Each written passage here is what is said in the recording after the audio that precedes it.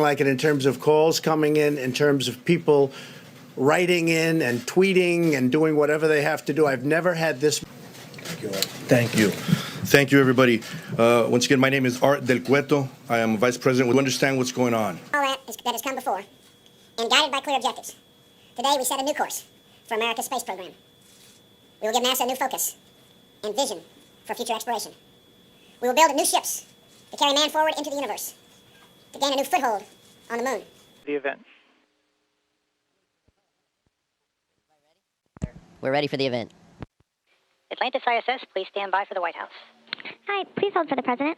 Commander, can you hear us? Aboard the International Space Station, where we're joined with our international crew from the Space Shuttle Discovery. Welcome aboard. Glad to hear your voice. We hear you loud and clear, sir. Well, thank you so much for taking the time to speak with us. We've got a crew of wonderful school children here who are all interested in space, and we've got some members of Congress who are like big kids when it comes to talking to astronauts. I'm told that you're cruising at about 17,000 miles per hour, so we're glad that you are using the hands-free phone. Well, this is President Obama. Who am I talking to? Hello, Mr. President. You're talking to the Increment 28 crew and the crew of the Space Shuttle Atlantis. Oh, that's funny, see, because I was just dialing out for pizza, and I didn't expect to end up in space. as the 10 of you work together as a team to conduct spacewalks and manage experiments and do all the things that are necessary to keep the space station humming. America's space shuttle program over the last 3 decades that are following this journey with special interest. And to them and all the men and women of NASA, I want to say thank you. You've helped our country leave the space age, and you continue to inspire us. And Captain Ferguson, I realize that you're a veteran of previous flights, but it must be pretty special to be the commander on the last flight of the historic shuttle program. Oh, absolutely, Mr. President. Fine crew of 4 who will represent our country. Pretty important mission work up there. I understand. Landing at Kennedy Space Center in a little less than a week. Well, I understand there's something about an innovative robotic refueling mission demonstration.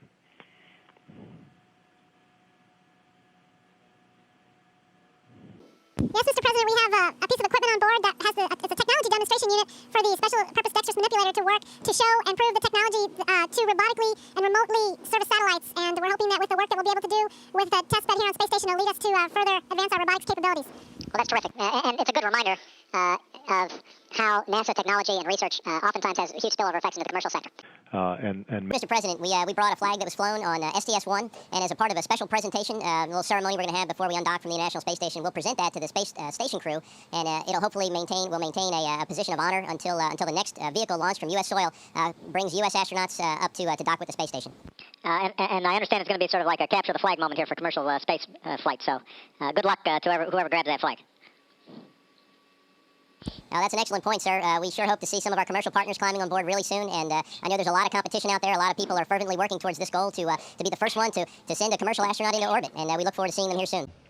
I also understand today marks an anniversary of sorts for us and our Russian colleagues. 36 years ago, we launched Roscosmos and JAXA, and we're working as one family, actually, not as a crew. We are more than just part of or representatives of each country. We are one big family, and now those guys who appeared almost a week ago shared with us our brilliant International Space Station.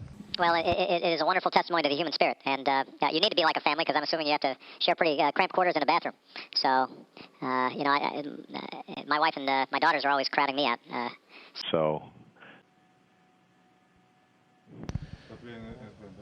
Well, thank you very much, Mr. President. And once again, on behalf of all the international partners on board.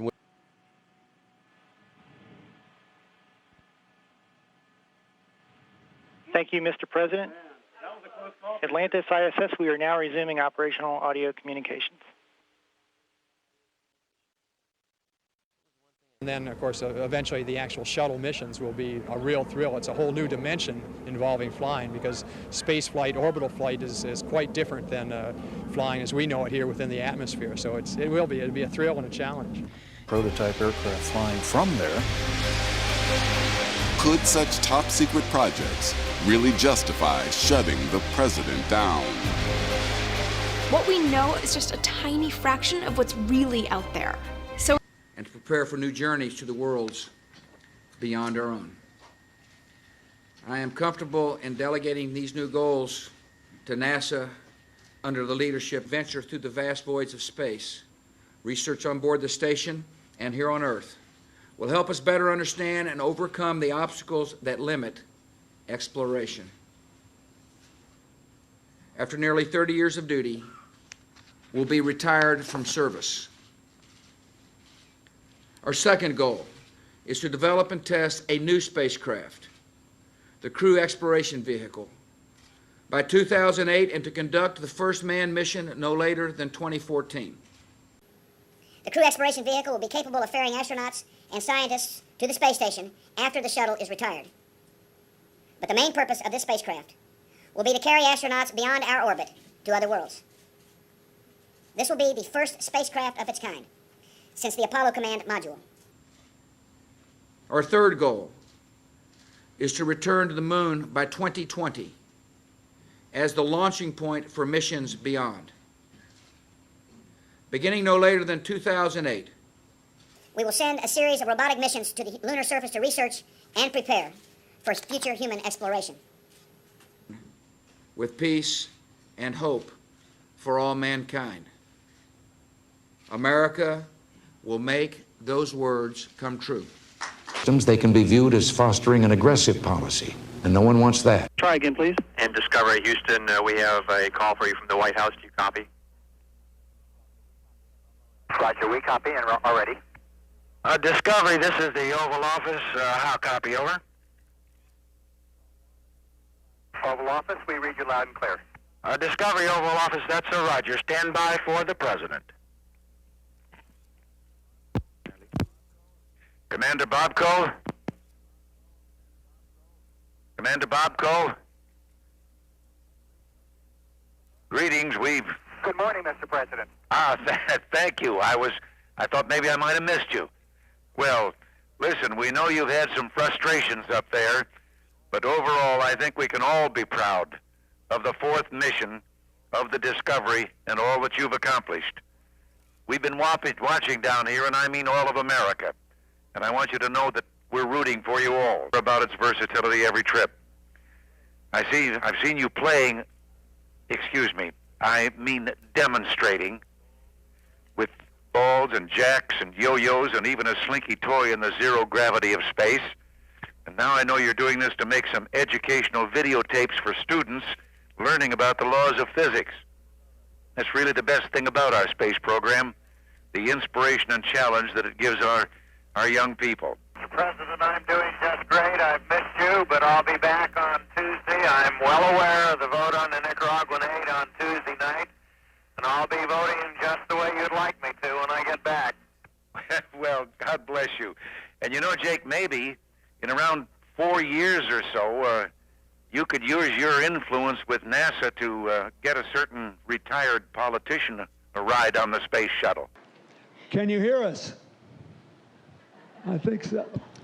Yes, sir. Yeah, we hear you loud and clear up here on the That's space station. good. What do you want Americans back on Earth to know about the space station, about the role of governments and businesses from more than 15 countries who produced it, and what good is it today? What are you doing up there that we should care about and be grateful for? That's a super question. And really, what I want everyone to know is just what a unique and amazing place this is that we have up here. Countries from around the world came together about 15 years ago and built this orbital outpost, this amazing scientific research facility that we're living on today. And really, the research that we can do up here, when you remove gravity from the equation, it always has some sort of odd, unique, and sometimes game-changing outcome. And just yesterday, my German crewmate Alex Gerst, he actually grappled a U.S.-built SpaceX spacecraft, which is attached just behind me now. And we've spent the last 2 days just going crazy with the science on board. So, what's next for the space program? Katie, if I can, I'd like to bring in Alex,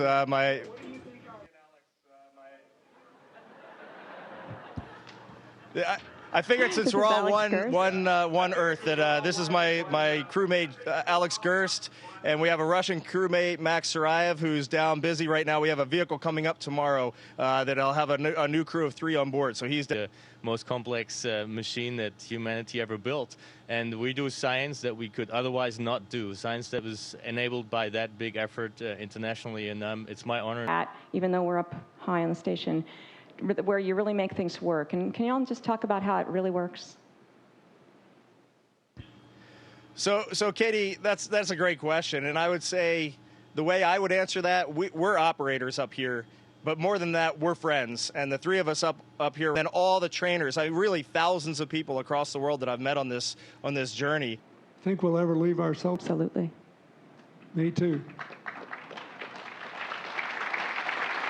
Me too. If you don't see that, you're not so sure there's a space program. Well, we are launching from different places. We have a space station living up, we have 6 people usually living up in space, 3 more launching tomorrow. Station, this is Houston. Are you ready for the event?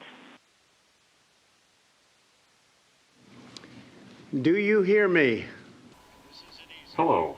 Thanks for calling Center. All of our customer service representatives are busy assisting other customers, but we'll be with you soon. In the meantime, you may want to check out our...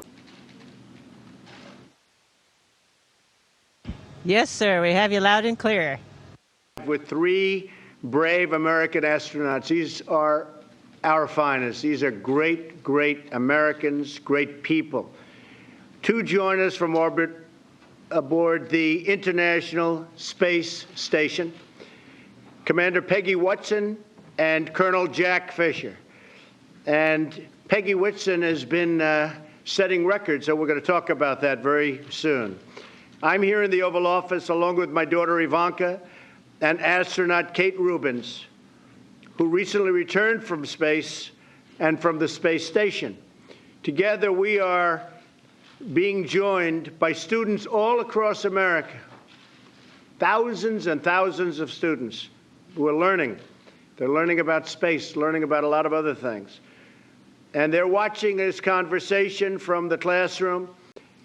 And all over, we have astronauts and we have everybody. We're flying right now 17,000 miles per hour. That's about as fast as I've ever heard. I wouldn't want to be flying 17,000 miles an hour, but that's what you do. Peggy, Jack, and Kate, I know that America's students are thrilled to hear from you. But first, I want to say that this is a very special day in the glorious history of American space flight. And make more water, but water is such a precious resource up here that we also are cleaning up our urine and making it drinkable, and it's really not as bad as it sounds. Well, that's good. I'm glad to hear that.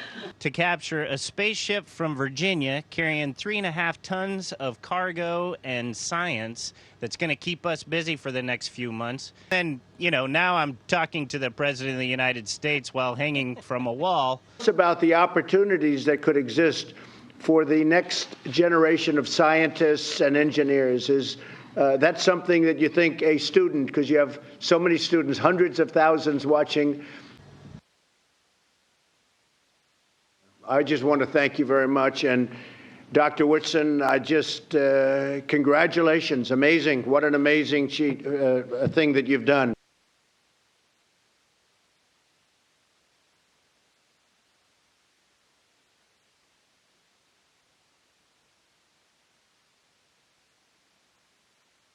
Americans in recognizing what an immense feat this is. Because of what you have done, the heavens have become a part of man's world.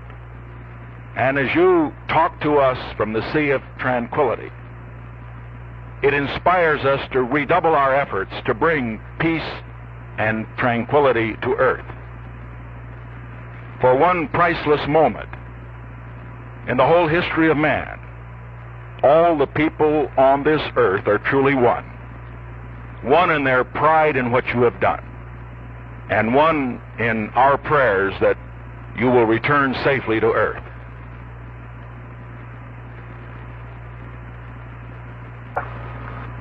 honor for us to be able to participate here today.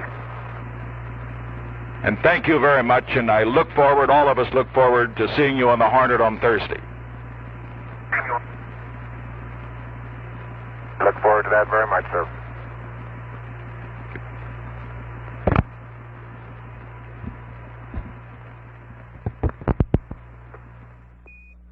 Think of all the brothers that are flat. We are. This is the NASA Space Shuttle on a routine test mission. The shuttle is scheduled for its initial manned flight in March. 40 flights a year are planned for the mid-1980s with as many as 7 astronauts on each flight.